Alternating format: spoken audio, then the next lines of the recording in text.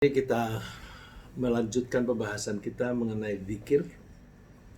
Kali ini kita membahas tentang istighfar. Istighfar itu artinya mohon ampunan. Terutama mohon ampunan dari Allah Subhanahu wa taala. Kalau kita mendapatkan ampunan dari Allah, insya Allah kita akan meraih rahmat dari Allah.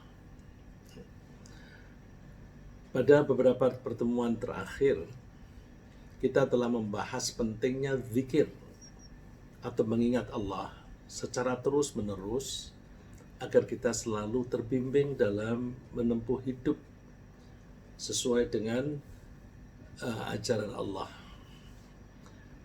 Ada beberapa cara berzikir atau mengingat Allah, yaitu antara lain dengan memuji Allah, dengan membaca Al-Quran, dengan bersolawat untuk Nabi Muhammad SAW, dan berdoa.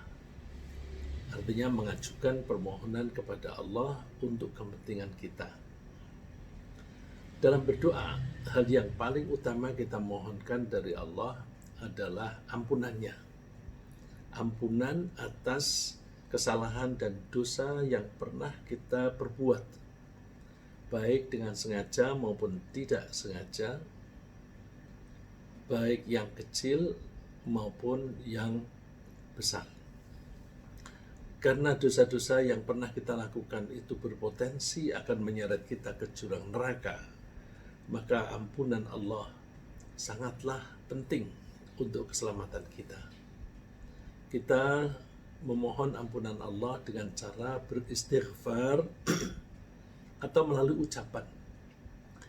Melalui ucapan yang kita sampaikan dengan lisan dan dibarengi dengan hati, keseriusan, ketulusan, dan hanya kepada Allah kita mohon ampun. Terus dibarengi dengan tindakan atau perilaku kita.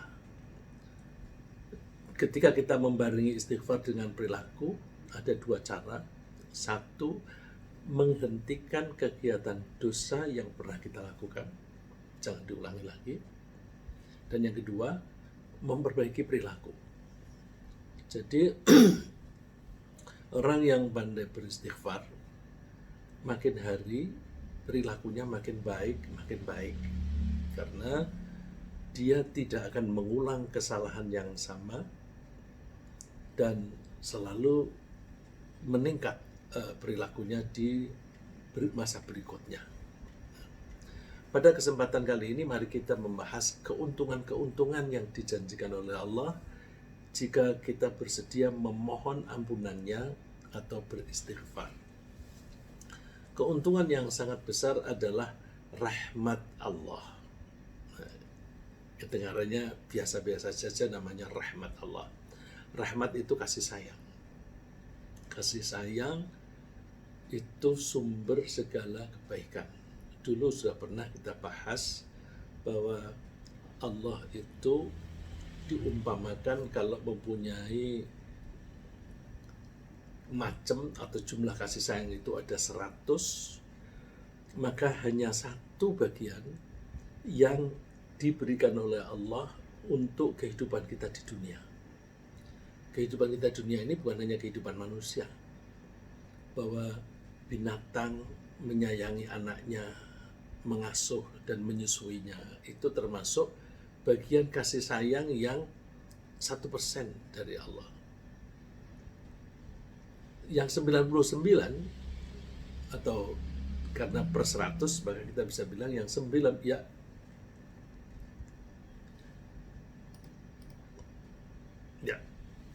jadi rahmat Allah itu begitu banyak. Kalau kita anggap rahmat Allah itu ada 100, dan memang hadisnya menyebutnya begitu 100, maka hanya satu bagian atau 1% itu yang dilimpahkan oleh Allah di dunia ini, yang dipakai oleh berbagai makhluk untuk saling menyayangi. suami menyayangi istri, istri menyayangi suami, orang tua menyayangi anak, anak menyayangi orang tua, dan sebagainya. Dan itu kasih sayang seluruh dunia, itu baru 1%. Nah, yang 99% itu disimpan oleh Allah atau dialokasikan untuk di akhirat. Nah, tidak terhingga itu kasih sayang itu. Nah, jika kita mau mohon ampun kepada Allah, maka Allah akan melimpahkan rahmatnya atau kasih sayangnya kepada kita. Allah berfirman, laula tastaghfirunallaha la'allakum turhamun. Hendaklah kamu meminta ampun kepada Allah agar kamu mendapatkan rahmat atau agar kamu disayangi oleh Allah.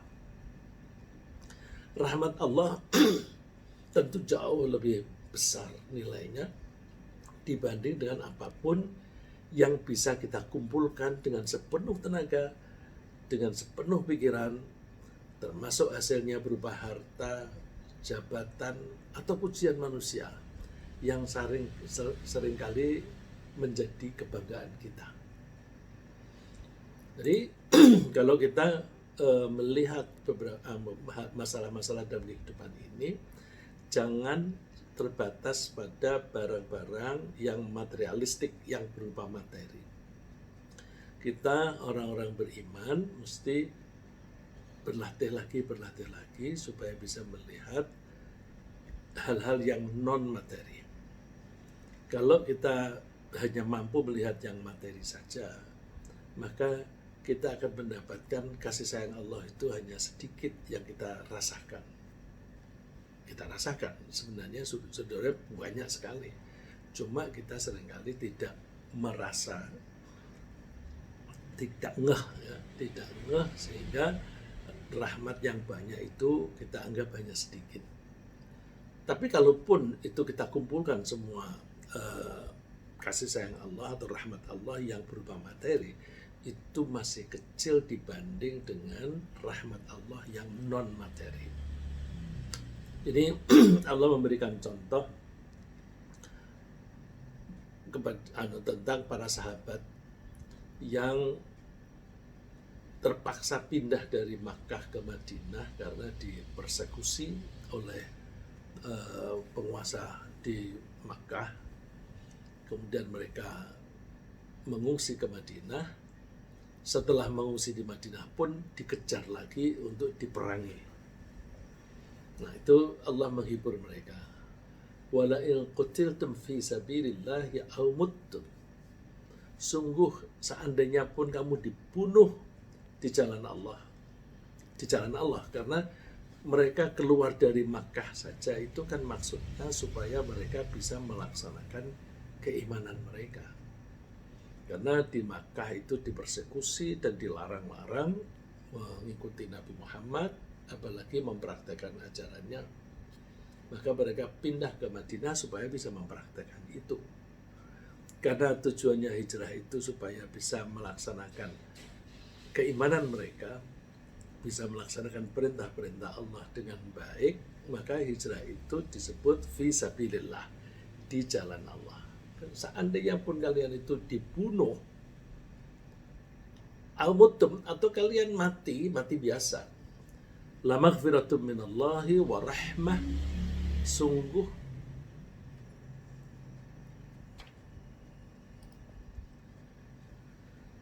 ya, seandainya pun kalian itu dibunuh atau meninggal biasa, sungguh ampunan dari Allah dan rahmatnya itu lebih baik daripada apapun yang kalian kumpulkan. Nah, biasanya kita mengumpulkan itu berusaha berupa materi atau yang kelihatan atau kasat mata, termasuk jabatan dan pujian dari orang-orang. Karena rahmat Allah itu termasuk ampunannya. Jadi ampunan Allah itu termasuk bagian dari rahmat. Karena kita banyak melakukan dosa, kalau Allah mengampuni berarti itu karena kasih sayang Allah. Nah, tapi dalam ayat-ayat di Al-Quran seringkali disebut dua-duanya, ampunan dari Allah dan rahmatnya. Ini kalau kaidah bahasa Arab, dzikrul juz'i minal kulli, atau menyebutkan sebagian kemudian diikuti dengan menyebut keseluruhan. Kadang-kadang keseluruhan dulu kemudian disebut bagiannya. Untuk kali ini bagian dulu kemudian disebutkan keseluruhannya. Itu untuk menunjukkan bahwa rahmat Allah itu besar. Dan yang paling besar dari rahmat Allah itu adalah ampunan Allah. Karena ampunan Allah itu bisa membebaskan kita dari celaka di neraka, sekaligus memberi kita kenikmatan tinggal di surga. Itu bagian dari rahmat dan itu sangat penting. Maka seringkali ya di Al-Quran itu disebut globalnya, umumnya, kemudian disebutkan lagi bagiannya yang merupakan bagian yang penting sekali dari keseluruhan tadi. Karena rahmat Allah termasuk ampunannya itu jauh lebih tinggi nilainya dibanding apapun yang bisa kita kumpulkan, maka semestinya kita merasa lebih bangga jika memperoleh rahmatnya. Sungguh merugi orang yang menghabiskan waktunya, dalam hal ini menghabiskan umurnya, untuk mengejar harta, jabatan, dan pujian orang, sampai tidak sempat mencari rahmat Allah. Bagaimana tidak rugi mengumpulkan harta, jabatan, dan pujian dari manusia, habis itu kita mati, kita tinggal. Sedangkan rahmat Allah, kita mati, justru rahmat Allah itu mengikuti kita. Jadi rugi orang yang menghabiskan umurnya hanya untuk itu. Jadi umur itu mestinya kita bagi-bagi untuk kegiatan kegiatan kita. Benefitnya apa? Kita cari benefit yang paling besar, kemudian tentu benefit yang kecil yang sifatnya urgent dan sebagainya kita lakukan. Allah menganjurkan kita untuk lebih bangga terhadap karunia Allah daripada pada apa yang kita kumpulkan. Qul bi fadlillahi wa bi rahmatihi fa bidzalika yafrahun. Katakan, hendaklah mereka itu lebih bangga terhadap karunia Allah dan rahmatnya. Huwa khairum mimma yajma'un. Karunia dan rahmat Allah itu lebih baik daripada apapun yang mereka kumpulkan. Ya, ambil contoh. Misalnya, punya harta banyak, tapi tidak sehat. Hartanya tidak banyak, tapi sehat. Sehat itu tidak kelihatan materinya, tetapi dihitung dari materi aja, dihitung dari nilai duit saja, sehat itu lebih mahal. Buktinya, kalau ada orang sakit, dia punya uang miliaran rupiah, punya harta apapun, dia rela menghabiskan semuanya itu asal dia sembuh. Itu artinya kesehatan itu jauh lebih mahal daripada harta. Itu kita latihan semacam itu. Contoh yang lebih sederhana itu misalnya mata kabur kalau kita melihat. Karena kabur, maka seringkali kita pusing. Mau beli kacamata, mau yang murah atau yang mahal. Kalau ada gradasi plus atau minus yang levelnya berbeda, maka lensanya itu harus ada dua-duanya. Kalau ada silinder, maka harus ada silinder lagi. Dan kalau lensa itu harus mempunyai kriteria semacam itu, harganya itu mahal. Terus kalau, harganya mahal, lalu padahal punya duit, dia tidak mau beli. Itu berarti dia lebih sayang pada duit daripada sayang pada matanya. Mestinya mata lebih mahal daripada duit. Duit bisa dicari, mata nggak bisa dicari gantinya. Lebih lagi kalau kita melihat mata kita ini bisa kita pakai untuk meningkatkan keimanan kita. Kalau kita rajin menggunakan mata kita untuk belajar, untuk membaca Al-Quran, membaca artinya, mempelajari tafsirnya, dan sebagainya, maka nilai mata kita itu jauh lebih besar. Ya. Jadi berapa di antara rahmat Allah itu bisa kita nikmati, dan bahkan ada yang bisa dinikmati di dunia saja, tidak di akhirat. Ada yang bisa dinikmati di akhirat saja, tidak di dunia. Tapi yang bagus adalah rahmat yang bisa dinikmati di dua-duanya, di dunia maupun di akhirat. Beberapa rahmat Allah yang ada, yang ditawarkan oleh Allah untuk orang yang beristighfar. Ini disebutkan oleh Allah di surat Hud, wa anistaghfiru rabbakum thumma tubu ilaih. Beristighfarlah engkau kepada Tuhanmu, minta ampunlah engkau kepada Tuhanmu, thumma tubu ilaih, kemudian kamu kembali kepadanya. Taubat itu artinya kembali mengikuti ajaran-ajaran Allah supaya Allah meridhoi kita. Itu taubat. Kalau kamu mau beristighfar dan mau bertaubat, yumatti'akum mata'an hasanah. Allah akan memberi kalian kesenangan yang baik. Atau mata itu bisa diartikan kesenangan, bisa juga diartikan bekal. Allah akan memberi kamu bekal yang baik. Ila ajalim musamma, sampai waktu yang ditentukan. Ajal itu sampai lifetime-nya habis. Nah, kalau disebut sampai lifetime habis, berarti ini kenikmatan di dunia. Kalau kamu mau beristighfar, mau kembali kepada Tuhanmu, maka Allah akan memberi kamu kenikmatan sampai akhir hayat. Nah, gampangnya begitu. Wa yu'ti kulladzi fadlin fadlah. Dan Allah akan memberikan karunia-Nya kepada orang yang layak menerima karunia itu. Tapi wa in tawallaw fa inni akhafu 'alaikum 'adzab yaumin kabir. Tapi kalau kamu berpaling, tidak mau beristighfar dan taubat, aku khawatir kalian akan mendapatkan siksaan di hari yang besar atau di masa yang besar sekali. Artinya yaitu di alam akhirat. Jadi mumpung masih hidup, kita masih punya kesempatan, kita beristighfar supaya kita menikmati sisa hidup kita ini dengan lebih enak, lebih nyaman, karena mendapatkan rahmat Allah.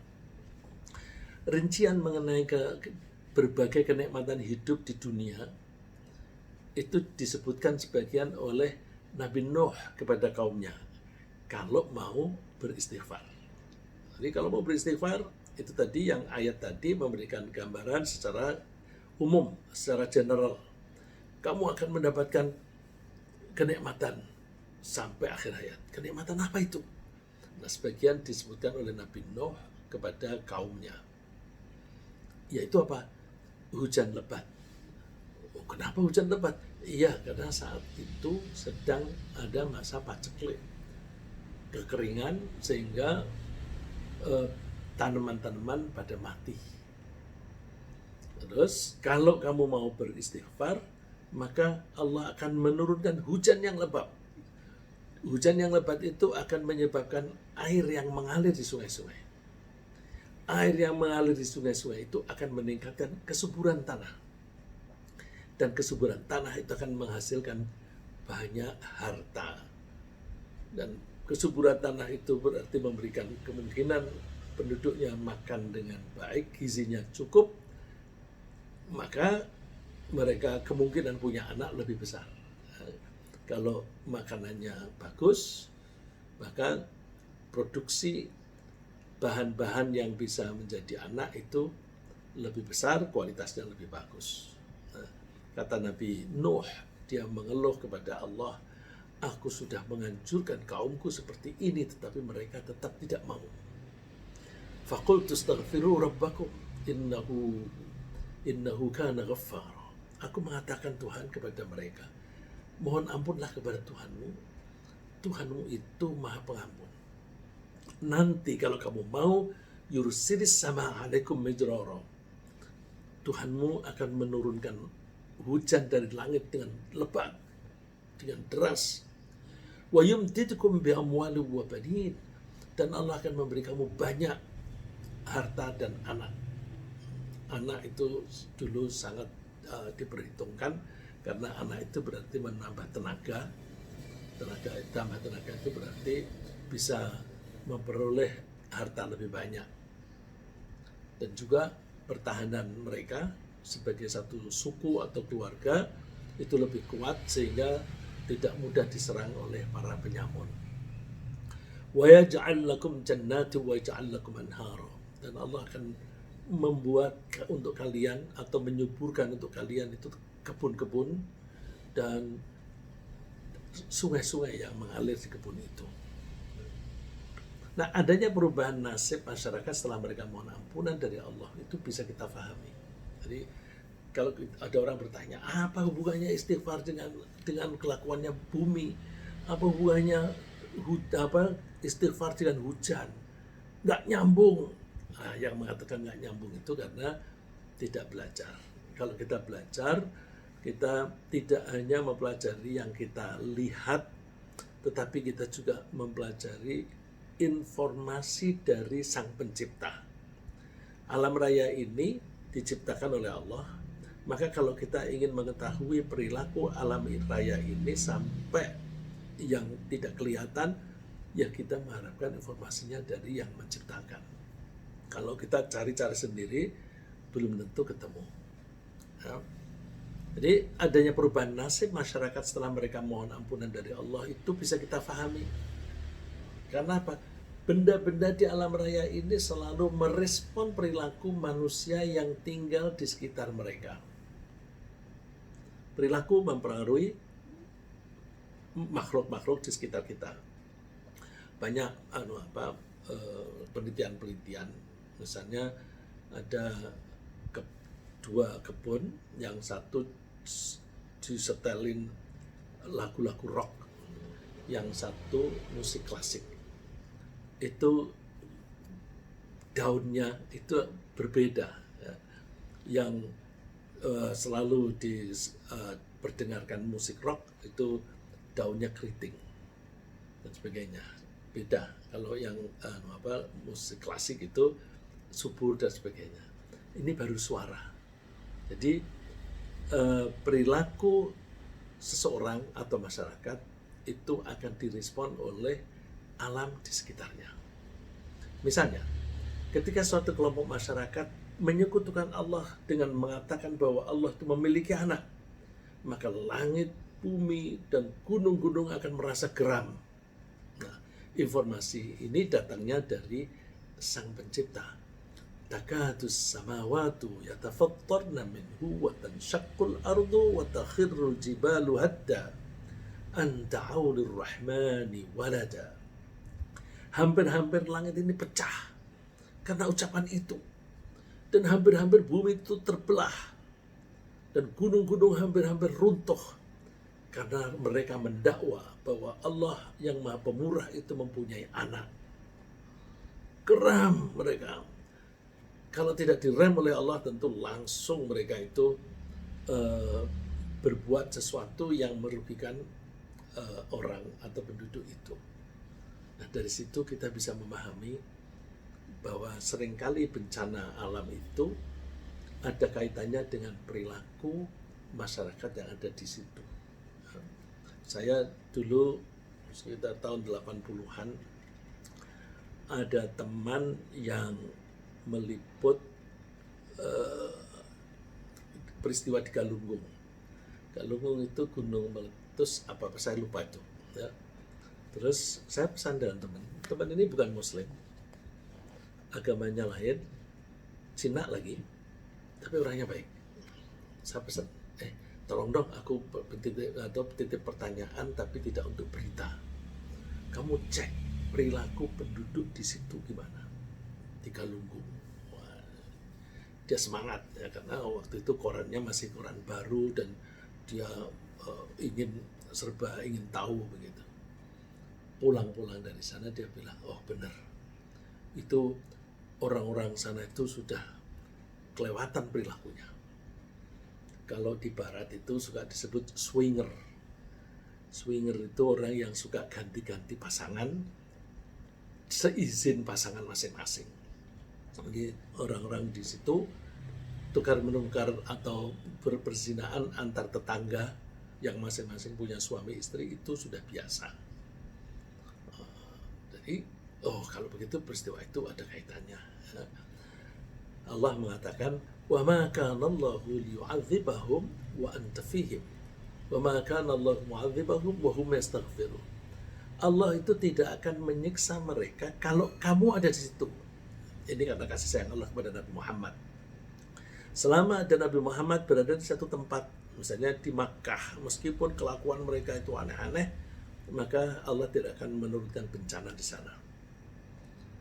Dan Allah tidak akan menyiksa satu masyarakat selama mereka mau mohon ampun. Nah, mohon ampun itu kan menyesali perbuatan penyimpangan yang setelah mereka lakukan, mereka berhenti dan mohon ampun. Nah, yang saya ceritakan di Galunggung tadi, mereka tidak sempat itu. Itu yang di Galunggung. Beberapa tahun kemudian ada terjadi di Liwa. Di Liwa saya minta kepada teman, kebetulan yang dikirim ke sana itu fotografer. Tolong dong cari tahu tentang perilaku masyarakat di situ. Ternyata hasilnya sama. Ya, jawabannya itu sama. Jadi kita hati-hati. Kita berperilaku, apalagi kalau kita secara kolektif masyarakat, maka bumi dan alam raya ini akan merespon perilaku kita. Contoh lain yang menunjukkan reaksi alam terhadap perilaku masyarakat yang tinggal di situ adalah negeri Sabah. Ini cerita yang ada di Al-Quran.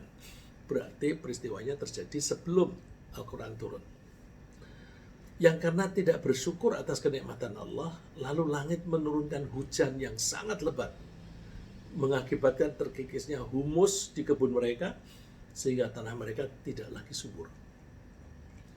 Laqad kana li sab'in fi maskanihim ayah. Jannatan 'an yamini wa shimal. Kulu min rizqi rabbikum washkuru lah.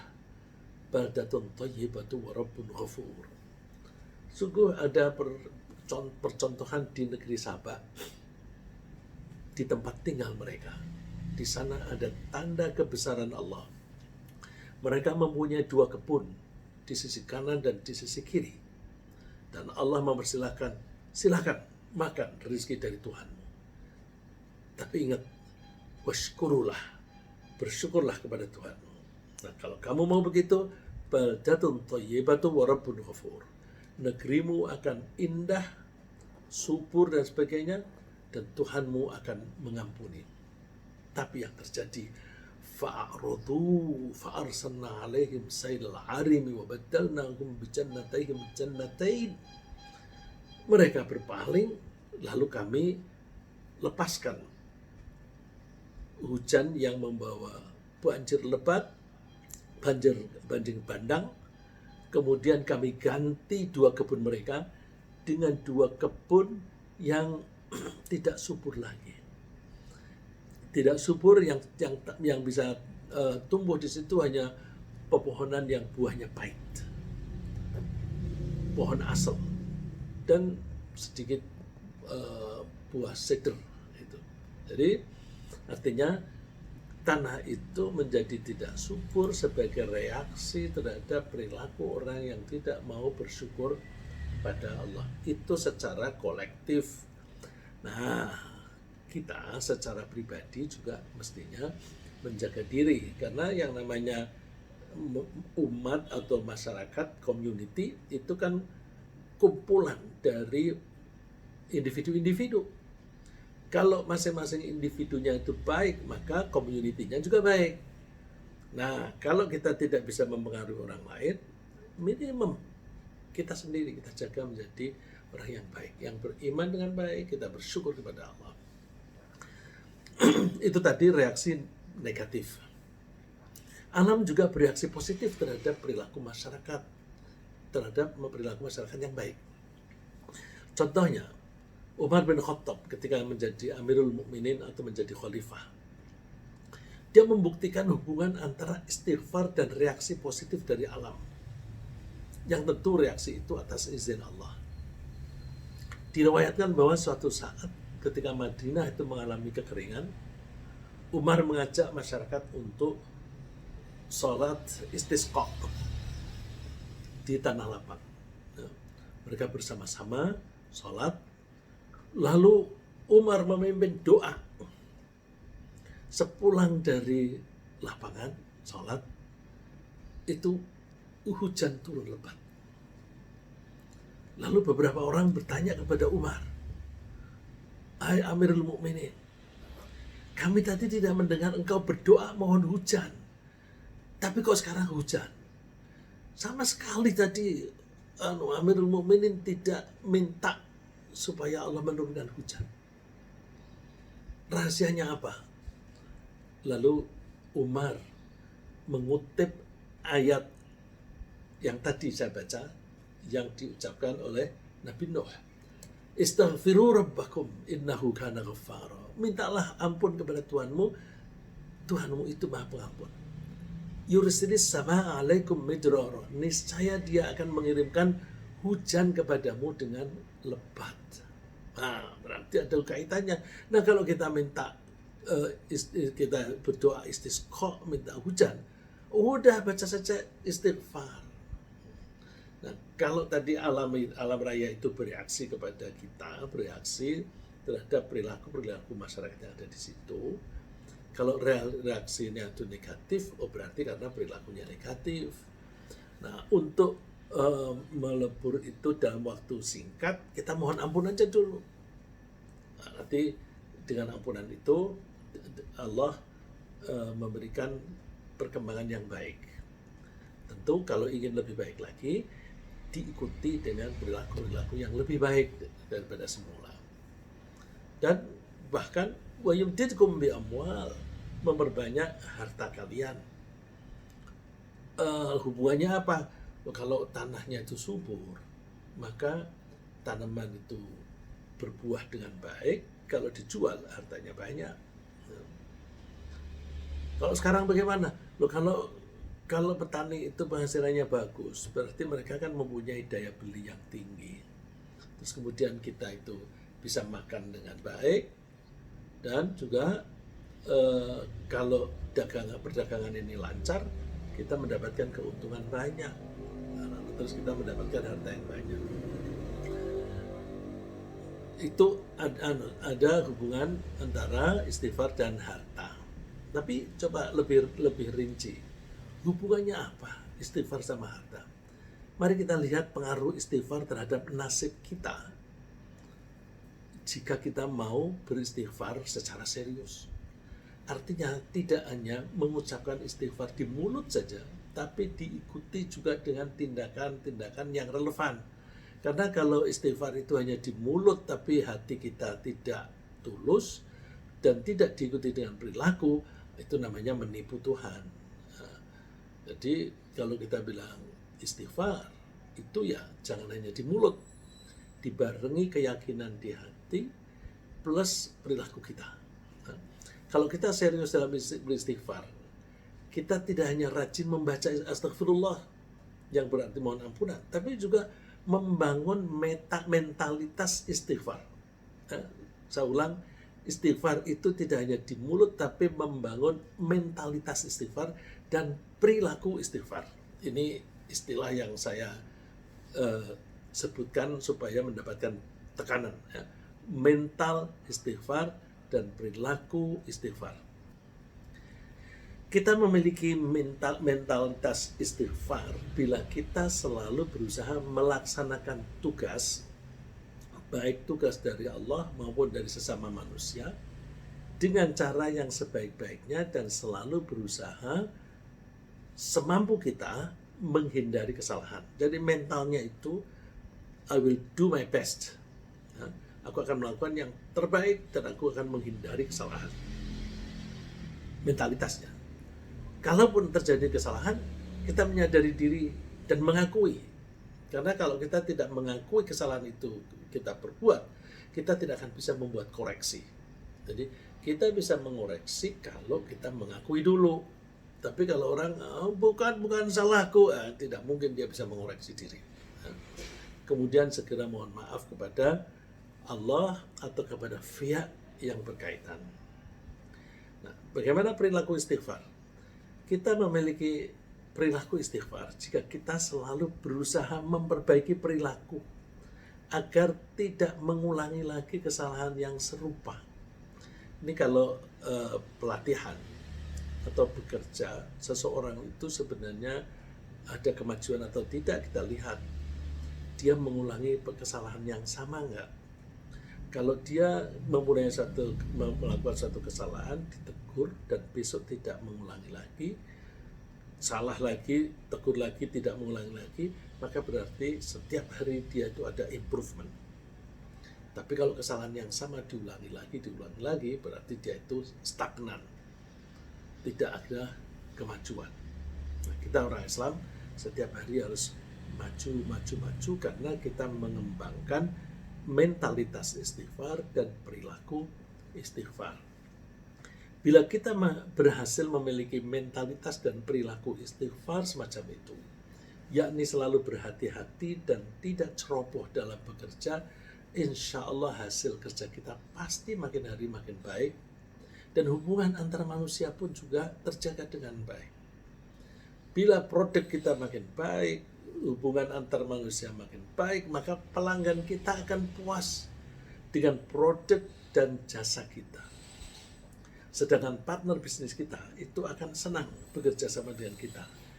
Kalau partner dalam bisnis, termasuk investor, termasuk pembeli, itu semuanya baik pada kita, maka potensinya kita akan menjadi kaya. Jadi hasilnya insya Allah kita akan mudah memperoleh pekerjaan atau mendapatkan order ulang atau mendapatkan keuntungan dan bisnis kita lancar. Hal ini berpotensi mendatangkan penghasilan yang besar dalam bisnis. Alhasil kita akan menjadi kaya. Jadi gampangnya istighfar bisa menyebabkan atau bisa mendatangkan kekayaan. Di antara rahmat Allah yang bisa kita peroleh dengan istighfar adalah, yang lebih besar lagi adalah ampunan dari Allah yang bisa berdampak positif berupa kenikmatan di dunia dan di akhirat. Rasulullah mengatakan, "Man qala astaghfirullahal azim alladzi la ilaha illa huwal hayyul qayyum wa atubu ilaih, ghufira lahu wa in kana farra minaz zahfi." Orang yang mengatakan, aku mohon ampun kepada Allah yang Maha Agung, yang tidak ada Tuhan kecuali Dia, yang Maha Hidup, yang Maha mengurusi semua makhluk, dan aku kembali kepadanya, maka dia diampuni dosa-dosanya, meskipun dosanya itu besar seperti melarikan diri dari perang. Melarikan diri dari perang itu termasuk dosa besar. Dosa sebesar itu pun bisa diampuni kalau kita itu beristighfar, mohon ampun kepada Allah. Apa sih keuntungannya kalau kita diampuni? Oh, banyak. Salah satu dampak positif di dunia dari ampunan Allah adalah hilangnya beban mental. Kalau kita berbuat salah, pasti ada beban mental. Sebagaimana kita ketahui, rasa bersalah selalu memberatkan mental kita. Ada mental block. Makin banyak dan makin besar rasa bersalah itu, maka makin berat pula beban mental yang kita rasakan. Tapi beban itu akan lenyap jika kita merasa telah dimaafkan oleh Allah dan pihak yang kita langgar. Nah, ini bahasanya di Al-Quran, wa wada'na anka wizrak, dan kami telah hilangkan darimu bebanmu. Wizrun itu arti aslinya beban. Tapi wizron itu seringkali dipakai sebagai kata kiasan yang artinya dosa. Jadi dosa itu beban. Kalau orang banyak dosanya itu ada pasti orang itu akan merasa bersalah meskipun dia tidak ungkapkan. Nah, kalau makin banyak dosanya, maka rasa bersalah itu makin besar. Ada orang yang hartanya itu banyak sekali, tapi sebagian besar harta itu diperoleh dengan cara yang haram. Terus dia di hari tuanya kepingin mendekatkan diri kepada Allah. Yang terjadi apa? Dia sakit-sakitan, dia penyakit yang paling utama, dia tidak bisa tidur. Dia pakai obat tidur pun enggak bisa tidur. Karena apa? Duitnya itu dulu banyak sekali haram, dipakai untuk membangun rumah, membangun gedung-gedung tinggi, kemudian disewakan. Setiap hari dia mendapatkan penghasilan dari situ, makan dari situ. Jadi makannya haram, apapun yang dimakan, yang dipakai pun haram. Terus dia kepingin mendekatkan diri kepada Allah. Dia sholat, itu dia ibaratnya kalau orang lari menuju kepada Allah. Tapi ketika dia makan, dia menjauhi Allah. Jadi ada konflik di dalam jiwanya. Itu akan membebani. Ya, ini Masya Allah. Jadi janganlah kita itu mengalami nasib yang serupa. Jadi kalau kita itu diampuni, maka ada rasa lega. Rasa lega karena telah diampuni itu bisa menjauhkan kita dari kemungkinan putus asa dalam hidup. Coba bahasa yang kita tangkap dari firman Allah. Qul ya ibadiyalladzina asrafu ala anfusihim la taqnatu min rahmatillah. Katakan hai hamba-hambaku yang berbuat berlebihan atas dirinya. Ini berarti berbuat dosa.